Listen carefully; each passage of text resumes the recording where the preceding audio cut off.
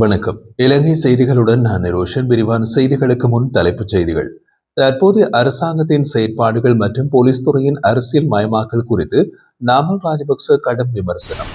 எரிபொருள் பற்றாக்குறை மற்றும் அதனால் உருவாகியுள்ள போக்குவரத்து சிக்கல்களை முன்னிட்டு வாரந்தோறும் புதன்கிழமை விடுமுறை நாளாக அறிவிக்க நடவடிக்கை. பிடியாணை பிறப்பிக்கப்பட்டிருந்த முன்னாள் சபாநாயகரும் பாராளுமன்ற உறுப்பினருமான அசோக் ரன்வல மகர நீதிவான் நீதிமன்றத்தின் முன் சரணடைந்ததை அடுத்து பிணை. எரிபொருள் விநியோகம் கட்டுப்படுத்தப்படுவதால் வைத்தியசாலை அமைப்பை வளமையாக செயல்படுத்துவதில் சிக்கல்கள் உருவாகி வருவதாக அரச வைத்திய அதிகாரிகள் சங்கம் தெரிவிப்பு. தொடர்வது விரிவான செய்திகள். நாமல் ராஜபக்ச தற்போதைய அரசாங்கத்தின் செயல்பாடுகள் மற்றும் போலீஸ் துறையின் அரசியல் மயமாக்கல் குறித்து கடுமையாக விமர்சித்துள்ளார்.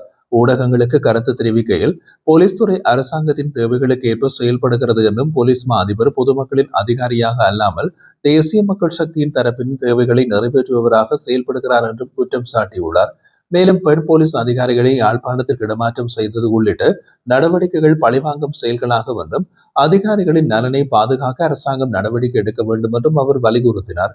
அதேவேளை புலனாய்வு அதிகாரிகள் மீது அழுத்தம் கொடுக்கப்படுவதாகவும் சுரேசாலை போன்ற அதிகாரிகளை பயங்கரவாத தடைச்சட்டத்தின் கீழ் கைது செய்து தடுத்து வைப்பது அரசியல் பழிவாங்கலாகும் என்றும் குற்றம் சாட்டினார். மேலும் பொருளாதார நெருக்கடியை காரணம் காட்டி மக்கள் மீது கூடுதல் சுமைகள் சுமத்தப்படுகின்றதாகவும் அடக்குமுறையினால் ஆட்சியினை நீண்டகாலம் பேண முடியாது என்பதை அரசாங்கம் உணர்ந்து மக்களின் பிரச்சனைகளுக்கு தீர்வு காண வேண்டும் என்றும் நாமல் ராஜபக்ச தெரிவித்துள்ளார். இலங்கையில் தற்போது நிலவி வரும் எரிபொருள் பற்றாக்குறை மற்றும் அதனால் உருவாகியுள்ள போக்குவரத்து சிக்கல்களை முன்னிட்டு எரிபொருள் நுகர்வை கட்டுப்படுத்தும் நோக்கில் அரசாங்கம் ஒரு விசேட தீர்மானத்தை எடுத்துள்ளது. அதன்படி 2026 மார்ச் 18ஆம் தேதி முதல் வாரந்தோறும் புதன்கிழமைகளை விடுமுறை நாளாக அறிவிக்க நடவடிக்கை மேற்கொள்ளப்பட்டுள்ளது. இந்த முடிவு தொடர்பாக அத்தியாவசிய சேவைகள் ஆணையாளர் நாயகம் பிரபாத் சந்திரகீர்த்தி விளக்கம் அளித்துள்ளார். அவர் மேலும் தெரிவிக்கையில் இந்த விசேட விடுமுறை அரசு அலுவலகங்கள், அரசு பாடசாலைகள், பல்கலைக்கழகங்கள் மற்றும் நீதிமன்றங்கள் உள்ளிட்ட அனைத்து அரசு நிறுவனங்களுக்கும் பொருந்தும். இதன் காரணமாக மார்ச் 18, 2026 முதல் ஒவ்வொரு புதன்கிழமையும் அரசு பாடசாலைகள் மற்றும் பல்கலைக்கழகங்கள் செயல்படாது.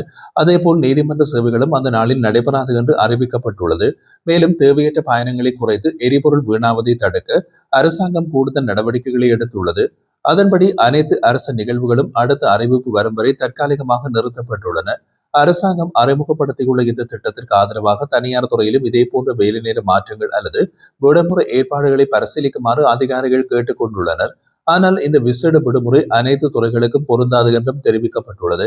குறிப்பாக சுகாதாரத்துறை, வைத்தியசாலைகள், துறைமுகங்கள், நீர்வளங்கள் சேவைகள், சுங்கத்துறை போன்ற அத்தியாவசிய சேவைகள் வழக்கம் போல் இயங்கும். நாட்டில் ஏற்பட்டுள்ள கடுமையான எரிபொருள் நெருக்கடியினை கருத்தில் கொண்டு தேவையற்ற பயணங்களை கட்டுப்படுத்தி எரிபொருள் பயன்பாட்டை குறைக்கும் தற்காலிக நடவடிக்கையாகவே இந்த முடிவு எடுக்கப்பட்டுள்ளதாக அதிகாரிகள் விளக்கம் அளித்துள்ளனர்.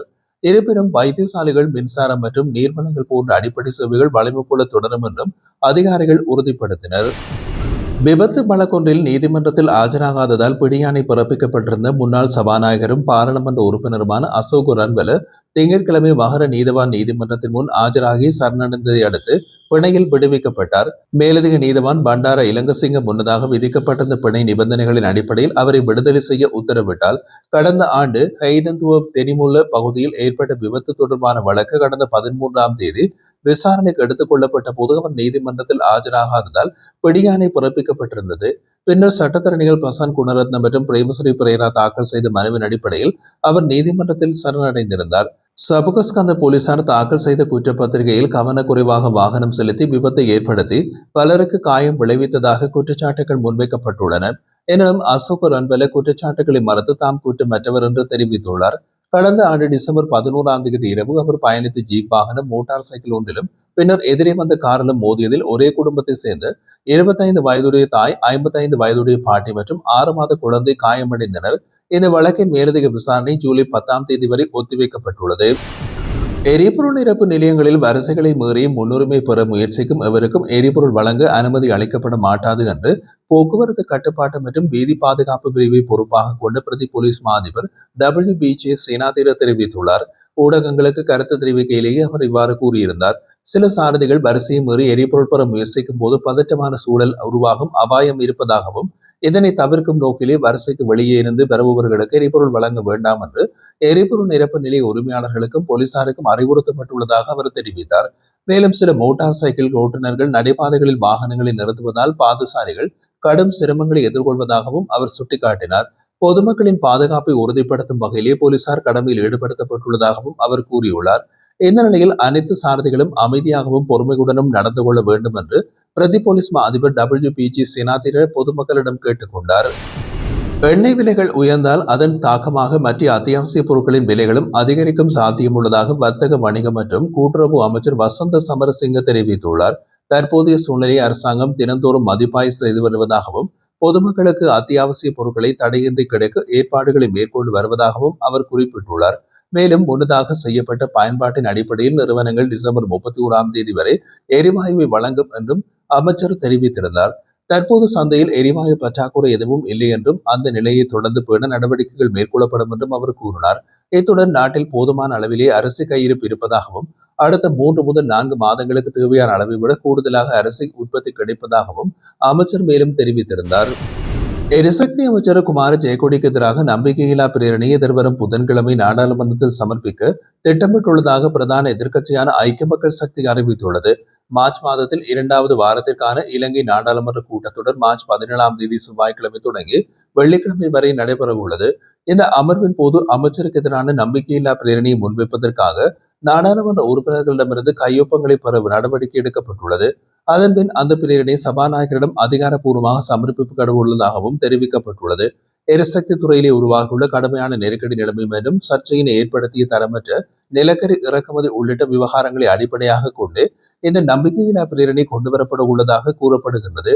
அரசாங்கத்தின் எரிசக்தி மேலாண்மையில் ஏற்பட்டுள்ள குறைபாடுகள் குறித்து எதிர்க்கட்சிகள் தொடர்ந்தும் கடுமையான விமர்சனங்களை முன்வைத்து வரும் நிலையில் இந்த பிரேரணை அரசியல் வட்டாரங்களில் பெரும் கவனத்தை ஈர்த்துள்ளது. எரிபொருள் விநியோகம் கட்டுப்படுத்தப்பட்டுள்ளதால் நாட்டின் வைத்தியசாலை அமைப்பையும் வளமையாக செயல்படுத்துவதில் சிக்கல்கள் உருவாகி வருவதாக அரசு வைத்திய அதிகாரிகள் சங்கம் தெரிவித்துள்ளது. சுகாதார சேவைகள் தடையின்றி நடைபெறுவதாக வைத்தியர்கள் மற்றும் சுகாதார பணியாளர்களுக்கு போக்குவரத்து வசதிகளை ஏற்படுத்த உடனடி நடைமுறை தீர்வு வழங்க வேண்டும் என்று அந்த சங்கம் வலியுறுத்தியுள்ளது. இதற்காக ஜனாதிபதியிடம் எழுத்துப்பூர்வமான தலையீடு கோரப்பட்டுள்ளதாகவும் குறிப்பிடப்பட்டுள்ளது. ஆனால் இதுவரை சுகாதார அமைச்சு உள்ளிட்ட பொறுப்புடைய தரப்புகள் இந்த பிரச்சனையில் போதிய கவனம் செலுத்தவில்லை என்று சங்கம் குற்றம் சாட்டியுள்ளது. இந்த நிலையில் சூழ்நிலையை விவாதிக்க அவசர மத்திய செயற்குழு கூட்டம் மார்ச் 17 நடைபெற உள்ளதாகவும் ஆரம்ப சுகாதார சேவைகளில் உள்ள சிக்கல்கள் குறித்து விசேட குழு அறிக்கையும் சமர்ப்பிக்கப்பட உள்ளதாகவும் தெரிவிக்கப்பட்டுள்ளது. இதனை அடிப்படையாக கொண்டு எதிர்கால நடவடிக்கைகள் குறித்து முக்கிய தீர்மானங்கள் அறிவிக்கப்படும் என்றும் சங்கம் தெரிவிக்கின்றது. இதேவேளை வைத்தியர்களின் சேவை தேவைகளை கருத்தில் கொண்டு எதிர்காலத்தில் அவர்களுக்கும் தனித்துவமான முறையிலே எரிபொருள் வழங்க நடவடிக்கை எடுக்கப்படும் என்று சுகாதார பிரதி அமைச்சர் ஹன்சக விஜயமுனி தெரிவித்தார்.